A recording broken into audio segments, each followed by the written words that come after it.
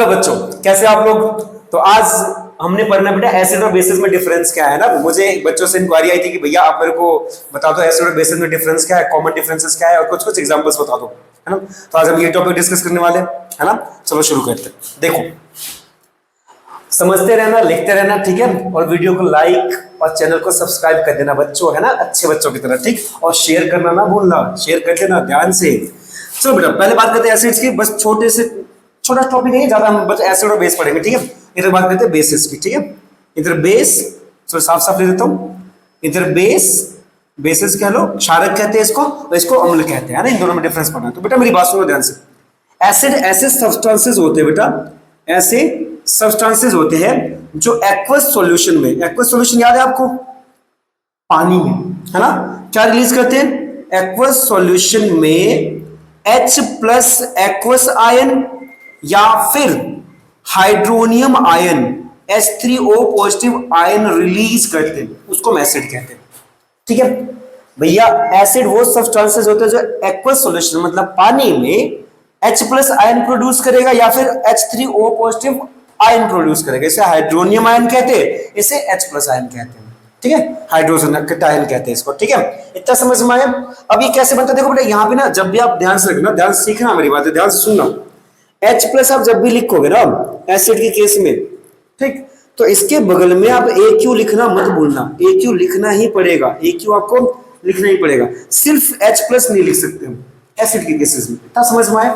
जैसे जैसे मैंने कहा कि एसिड में, एसिड के केस में H प्लस सिर्फ नहीं लिख सकते आप, सिर्फ H प्लस आयन नहीं लिख सकते, सिर्फ आप H प्लस आयन नहीं लिख सकते हो। आपको एसिड के केस में H प्लस एक्वस आयन लगाना ही पड़ेगा, H प्लस एक्वस आयन लिखना पड़ेगा, या फिर आप H3O पॉजिटिव आयन लिख लो। अब मुद्दा था ये कैसे बना, या तो हम ये लिखे तो ये क्यों नहीं लिखे, हम सिर्फ ये क्यों नहीं लिख सकते, ये क्यों लगाना पड़ता है, या फिर ये क्यों बन जाता है। देखते जरा केस देखते फटाफट। देखो देखो बेटा, जब भी एसिड को ऐसे मान लो HCl, इसको पानी में आप डालोगे, किसमें डालोगे, पानी में, H2O में, है ना। तो ये बेटा ये ना आयन एक्सचेंज का, आयन क्या एक्सचेंज का, आयन में डिसोसिएट हो जाएगा। क्या बनाएगा ये टूटेगा बेटा, H पॉजिटिव और Cl नेगेटिव में टूटेगा। इतना समझ में। अब H positive ion, acid H positive ion produce करेगा, Cl तो रिएक्शन कर लेगा। अब मेरी बात सुन ध्यान से, जो H पॉजिटिव आयन है कहां टूट रहा है, पानी में। तो मैंने आपको स्टेट बता रखी है, पानी में अगर कोई चीज बनता है तो उसके लिए क्या लगाते हैं, एक्वस लगाते हैं। क्या लगाते हैं, एक्वस लगाते हैं। मुद्दा ये है कि पानी में है तो आपने एक्वस लगा दिया, बट ये है तो आयन ना, तो आयन तो रिएक्टिव होता है। तो ये क्या करेगा बेटा, ये H प्लस आयन, इसको हम एक्वस लिखते हैं, वो H2O के मॉलिक्यूल के साथ, पानी के मॉलिक्यूल के साथ रिएक्शन कर लेगा। क्या बनाएगा, H यहां से और H2 यहां से H3, और ये क्या आएगा O, ये वाला O, और साथ में ऊपर क्या आएगा, पॉजिटिव। अब ये स्टेबल हो गया, ये अनस्टेबल होता है, इसलिए यहाँ पे एक्वस लगाते हैं। ये स्टेबल हो गया, यहाँ पे एक्वस लगाने की जरूरत नहीं है। इतना समझ में आ गया। अब बेसिस के केस में देखो फटाफट। तो भाई साहब, बेस ऐसे सब्सटेंस होते हैं, ऐसे सब्सटेंसेस या ऐसे पदार्थ होते हैं जो एक्वस सॉल्यूशन में, कौन से सॉल्यूशन में बच्चों बताओ, एक्वस सॉल्यूशन में, एक्वस सॉल्यूशन में क्या प्रोड्यूस करते हैं बताओ, ये बनाते हैं बेटा OH negative ion, OH negative ion produce करते हैं। मेरी बात सुनो ध्यान से हिंदी वाले बच्चों। अम्ल या एसिड वो पदार्थ होते हैं, वो यौगिक होते हैं जो एक्वस सॉल्यूशन में, जलीय विलयन में H प्लस एक्वस आयन या फिर हाइड्रोनियम आयन उत्पन्न करते हैं, प्रोड्यूस करते हैं, उसको हम अम्ल कहते हैं, एसिड कहते हैं। हिंदी वाले बच्चों बेस का देख लो, बेस या क्षारक कहते हैं इसको। ये ऐसे सब्सटेंस, ऐसे पदार्थ या ऐसे यौगिक होते हैं जो जलीय विलयन में OH नेगेटिव आयन बनाते हैं। क्या बनाते हैं, OH नेगेटिव आयन उत्पन्न करते बनाते हैं, ठीक है। इसके अलग प्रॉपर्टीज की बात करते हैं, है ना। चलो फिर फटाफट देखते हैं गोली की तरफ। देखो इसका जो टेस्ट होता है नॉर्मली बेटा एसिड का, वो कैसा होता है, सॉर होता है। कैसा होता है, सॉर। सॉर जानते हो, खट्टा होता है। जैसे दही खाते हो, इमली, अचार, है ना, नींबू हो गया, टमाटर हो गया, और ये विनेगर जो सिरका आप खाते हो स्ट्रॉबेरी में डाल के, है ना, ये सारे कैसे होते हैं, खट्टे होते हैं। मतलब सबका टेस्ट कैसा, अनानास के सबके सब कैसे खट्टे, मतलब इस सब में क्या होता है, एसिड पाया जाता है, ऑर्गेनिक एसिड, ठीक है। अच्छा बेसिस की बात करते हैं। बेस का जो टेस्ट होता है बेटा, वो टेस्ट कैसा होता है बेटा, बिटर होता है। कैसा होता है, बिटर। बिटर मतलब जानते हो, कड़वा होता है। क्लियर है, कड़वा। जैसे एग्जांपल बताओ, सोप हो गया, डिटर्जेंट हो गया, साबुन हो गया, सर्फ हो गया, और खाने वाले बताओ आप। देखो आपने क्या बताऊं मैं तुम्हें, चलो देखो आप ये खाते हो, इनो पीते हो, खाते नहीं, इनो पीते, इनो पियो, गैसो फास्ट हो गया, इनो हो गया। सोडा पीते हो, लिम्का हो गया, है ना, जो सोडा पीते हो लेमन, पता नहीं कौन सा फ्लेवर आता है ना, फ्रूट बियर वाला। ये जब सोडा पीते हो कैसा होता है, कड़वा होता है ना, करेला कड़वा होता है, बेसिक होता है ना। ये सारे सब हो गए, समझ में आ गई बात, ये सारे बेस हो गए। ये तो क्या टेस्ट की बात। अब आते हैं बेटा लिटमस केस में, तो क्या लिटमस पेपर के केस में, लिटमस पेपर के केस में क्या आएगा? अगर मैं लिटमस पेपर की बात करूं बेटा, अगर मेरे पास दो तरह के लिटमस पेपर होते हैं, रेड और ब्लू, रेड और ब्लू। तो जो एसिड है वो रेड को कोई चेंज नहीं करेगा, रेड रेड ही रहेगा, बट ब्लू को वो चेंज कर देगा किस में बेटा? रेड में। इतना समझ में आया? एसिड ब्लू लिटमस पेपर को रेड में चेंज कर देता। बेस की बात करते हैं लिटमस पेपर के ऊपर, लिटमस पेपर के ऊपर बेस की बात करते हैं, है ना? तो दो तरह के होते हैं, रेड और ब्लू। तो देखो बेटा, एसिड ब्लू लिटमस पेपर को कोई चेंज नहीं करता, कलर चेंज नहीं करता, ब्लू ब्लू ही रहेगा। बट जो बेस होते हैं, है ना, वो रेड लिटमस पेपर को, ध्यान सुना ध्यान से, बेस ब्लू लिटमस पेपर को कोई कलर चेंज नहीं करता, बट जो बेस होते हैं वो रेड लिटमस पेपर को बेटा क्या करते हैं? ब्लू ब्लू में चेंज कर देते हैं। इतना समझ में? बेस रेड लिटमस पेपर को ब्लू कलर से रेड में चेंज कर देता। ओके, ये प्रैक्टिकल आपने करा होगा या फिर हम दोबारा करेंगे, ठीक है, क्लासेस में। इतना समझ में आ गया?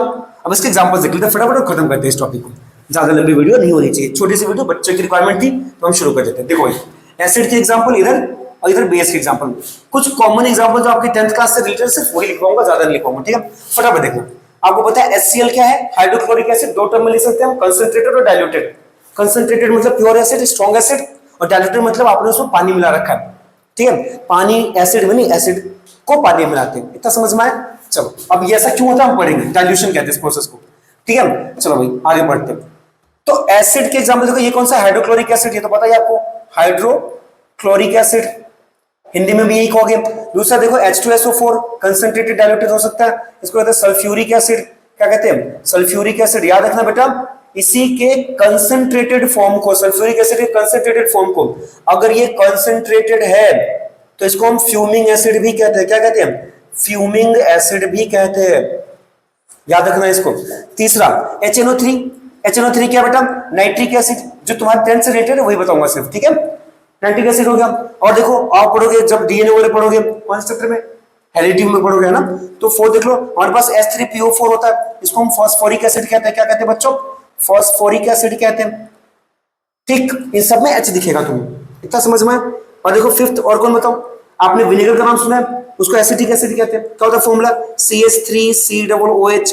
इसका केमिकल नेम क्या बेटा? एसिटिक एसिड कह लो, एसिटिक एसिड कह लो, या इसी को मिथेनोइक एसिड भी कहते हैं। क्या कहते हैं? Ethanoic acid. और इसी के डाइल्यूट फॉर्म को, इसी के डाइल्यूटेड फॉर्म को विनेगर कहते हैं। याद रखना ये सब चीजें भी, जैसे इसके कंसंट्रेटेड फॉर्म को हम फ्यूमिंग एसिड कहते हैं, इसके डाइल्यूटेड फॉर्म को हम क्या कहते हैं? विनेगर कहते हैं। कहते नहीं कहते? छठा देख लो, छठा हमारे पास क्या बेटा? HCOOH, इसको हम कहते हैं मिथेनोइक एसिड। क्या कहते हैं बच्चों? Methanoic acid, methanoic acid. इसी का कॉमन नाम बेटा, इसको हम फॉर्मिक एसिड भी कहते हैं, फॉर्मिक एसिड। आपने पढ़ा है जब चींटी काटती है आपको या मधुमक्खी के डंक लगती है तो कौन सा एसिड रिलीज करता है? फॉर्मिक एसिड या फिर मिथेनोइक एसिड। इसका मतलब ये होता है। इतना समझ में आ गया? आया नहीं आया? आगे ना, बहुत आसान। चलो बहुत बढ़िया। अब आज बेसिस के एग्जांपल देते हैं, और भी इसके साथ हो सकते हैं, जैसे HF लिख देगा, तो जैसे ये हाइड्रोक्लोरिक एसिड है, ये हाइड्रोफ्लोरिक हो जाएगा। क्या हो जाएगा? हाइड्रोफ्लोरिक एसिड हो जाएगा, फ्लोरिक एसिड। HI हो जाएगा, कहते हैं हाइड्रो आयोडिक एसिड हो जाएगा। क्या हो जाएगा? हाइड्रो, मैं लिख देता हूं बेटा, फटाफट देख लेना, हाइड्रो आयोडिक एसिड, ठीक है। HBr हो जाएगा, हाइड्रोब्रोमिक एसिड। क्या हो जाएगा बेटा? Hydrobromic acid, hydrobromic acid. तो ये एसिड्स तुम्हारे 10th क्लास से रिलेटेड है। इतना समझ में आ गया? बेसिस एग्जांपल देख लो फटाफट, है ना। देखना आराम से, है ना, बहुत अच्छे बच्चों की तरह। पहला एग्जांपल, तो पहले एग्जांपल की बात करते हैं, हमारे पास स्ट्रॉन्ग बेस कौन सा होता है? NaOH। याद है सोडियम हाइड्रोक्साइड, इसका नाम तो बहुत आसान होता है। Na मतलब सोडियम, और OH मतलब हाइड्रोक्साइड, OH मतलब हाइड्रोक्साइड, ठीक है। दूसरा बताओ कौन सा होगा? KOH, बताओ, पोटेशियम। और ये क्या हो जाएगा? हाइड्रोक्साइड, खत्म, ठीक है। फिर तीसरा बताओ MgOH का होल ट्वाइस, ये क्या हो जाएगा? Magnesium hydroxide. ये तो बहुत आसान है नाम लिखना, मैग्नीशियम हाइड्रोक्साइड। फिर चौथा बताओ CaOH का होल ट्वाइस, ये क्या हो जाएगा? बताओ, कैल्शियम हाइड्रोक्साइड। फिर पांचवा बताओ क्या हो जाएगा? हमारे पास एल्यूमिनियम OH का होल ट्राइस है, क्या हो जाएगा बताओ? ये हो जाएगा एल्यूमिनियम हाइड्रोक्साइड। बहुत आसान है। फिर कुछ अलग, जैसे डी ब्लॉक वाले से आपसे पूछ लेगा ये बताओ MnOH का होल ट्वाइस, ये क्या है? तो इसको कहते हैं मैग्नीज। क्या कहते हैं बच्चों? Manganese hydroxide. फिर सातवां देखो, आपसे पूछेगा FeOH का होल ट्वाइस, इसे कहते हैं आयरन हाइड्रोक्साइड या फिर फेरस हाइड्रोक्साइड कहते हैं। क्या कहते हैं? Ferrous hydroxide. फिर आठवां आपसे पूछेगा ZnOH का होल ट्वाइस, बताओ ये क्या है, क्या बच्चों ये क्या है, जिंक, जिंक हाइड्रोक्साइड। फिर नौवां तो आपसे पूछेगा कौन सा, एक लास्ट रहेगा कॉपर वाला, कौन सा, ये कौन सा हो जाएगा, कॉपर हाइड्रोक्साइड। कौन सा हो जाएगा ये, कॉपर हाइड्रोक्साइड। बेटा ध्यान से सीख लेना, इसको लिख लेना कॉपी में, ठीक है। लास्ट जो एक बात आती है बेटा, हमने कहा कि एसिड बेस में OH होता है, हमें नाम लिखने में आसानी होती है, बट कुछ बेसिस ऐसे होते हैं जिसमें OH होता ही नहीं है। जैसे सुनो ध्यान से सुनना इसको, जैसे मेरे पास अमोनिया है NH3, ये भी बेस है, ये इसका नाम क्या है, अमोनिया। इसमें ध्यान से देखो, इसमें कहीं पे आपको OH दिख रहा है, नहीं दिख रहा, लेकिन जैसे इसको पानी में घोलोगे ना, जैसे इसको पानी में घोलोगे तो ये बन जाएगा अमोनियम हाइड्रोक्साइड। क्या बन जाएगा, अमोनियम हाइड्रोक्साइड, ये वाला ये बन जाता है, इसलिए हम इसको बेसिक कहते हैं, अमोनियम हाइड्रोक्साइड। इतना समझ में आ गया। फिर कहोगे भैया चलो आपने बता दिया OH वाले बेस होते हैं, अमोनिया हो गया बिना OH वाला तब भी बेस है, और कुछ होते हैं कार्बोनेट वाले, मेटल कार्बोनेट। चलो इसको मिटा दूं, स्क्रीनशॉट ले लो, मिटा दो, ठीक है। चलो आगे देखो, बेसिस के और भी एग्जांपल है, कितने हो गए, 11 हो गए। बार देखो, जितने भी मेटल कार्बोनेट होते हैं सारे के सारे मेटल कार्बोनेट, क्या बोला मैंने, सारे के सारे मेटल कार्बोनेट क्या होते हैं, मेटल कार्बोनेट क्या होते हैं बेटा, वो भी बेस होते हैं। क्या होते हैं वो, बेस। जैसे Na2CO3 सोडियम कार्बोनेट क्या है, बेस है ना। K2CO3 क्या है ये, बेस। MgCO3 क्या है ये, बेस। CaCO3 क्या है ये, बेस। समझ में आ रही बात, क्लियर है। ZnCO3 क्या है ये, बेस। सारे मेटेलिक कार्बोनेट क्या होते हैं, बेस होते हैं। मेटल कार्बोनेट क्या होते हैं, बेस होते हैं। कैसे होते हैं, बेस। एक 13वां लास्ट देख लो, सारे के सारे metal hydrogen carbonate, metal hydrogen carbonate, इसको हम मेटल बाइकार्बोनेट भी कहते हैं, कहते हैं ना, हाइड्रोजन कार्बोनेट, है ना। सारे के सारे मेटल हाइड्रोजन कार्बोनेट या फिर मेटल बाइकार्बोनेट, ये भी कैसे होते हैं, ये भी बेस होते हैं, ठीक है। एग्जांपल देखो, इसी को चेंज कर दो, सोडियम हाइड्रोजन कार्बोनेट बेसिक है, पोटेशियम हाइड्रोजन कार्बोनेट बेसिक है, मैग्नीशियम हाइड्रोजन कार्बोनेट बेसिक है, समझ में आ रही बात। और कैल्शियम हाइड्रोजन कार्बोनेट बेसिक है, समझ में आई बात, ETC। तो ये वो है जिसमें देखो OH नहीं है, इसमें OH नहीं है तब भी बेस है, इसमें OH नहीं है तब भी बेस है, लेकिन ये सिर्फ अमोनिया था। ये देखो, ये क्या है, क्या ये कुछ दिख रहा है आपको, ये बिना OH वाले बेस है, बट मेटल कार्बोनेट बेसिक होते हैं। जैसे आपने पढ़ा बेकिंग सोडा, यही तो है, ये बेकिंग सोडा बेस होता है। समझ में आई बात, आया नहीं आया, ठीक है बच्चों।